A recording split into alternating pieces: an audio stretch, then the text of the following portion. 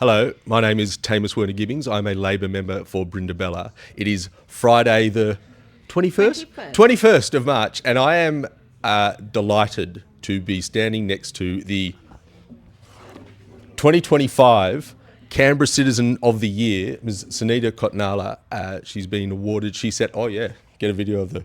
This too. She's received the award last week. She is the founder of the Canberra Women's Shed. I've got a couple of questions to ask her. You've talked to media for about an hour all day, so you're probably exhausted, but I'm going to ask you nonetheless.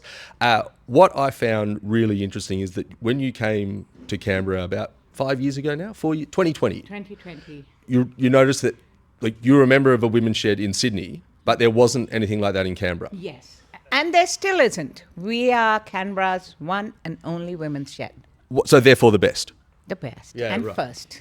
But another thing that when you were doing your interview with the proper media that I know, that you mentioned a couple of times was, despite this being a women's shed offering DIY skills to women who want to come in and learn how to work with wood and learn how to work with power tools, you were finding it difficult to find female facilitators. Yes.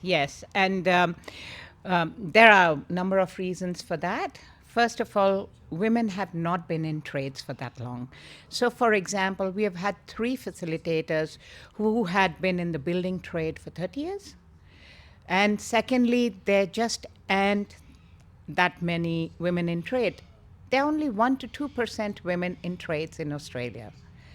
And out of that, not all of them are actually tradespeople. That also includes women who are working in other capacities.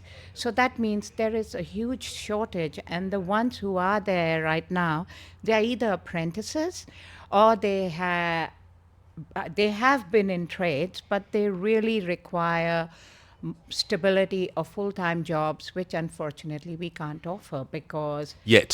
Yet, because we can only offer some hours a week, say a couple of hours or 4 hours at the most. Yeah. Right. So when you say female facilitator, that is someone who knows what they're doing, has the trade certificates, and can teach people professionally what they need to do. Yes, and sometimes look for our drop-in sessions, even if people have huge experience themselves, because there are people like me who might have been, tinkering with a lot of stuff through their lives. They can come in as well, at least for the drop-in sessions, because they can actually provide guidance.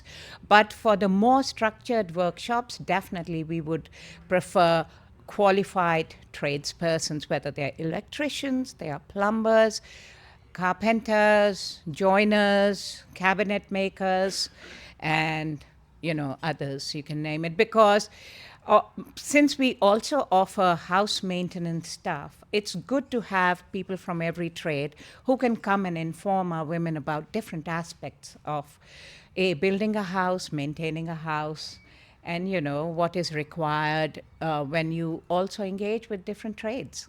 And so you've answered a lot of questions today, but I haven't heard you say, what have you got out of it? How has setting up this organisation helped you? Oh, well, initially it started as very much a motive for myself, because I wanted a place where I could go during COVID and build things. But since it's grown, there's been such an unprecedented demand, and it's grown, and it's like a baby which has turned out to be a genius. So, you can't really abandon it now, can you?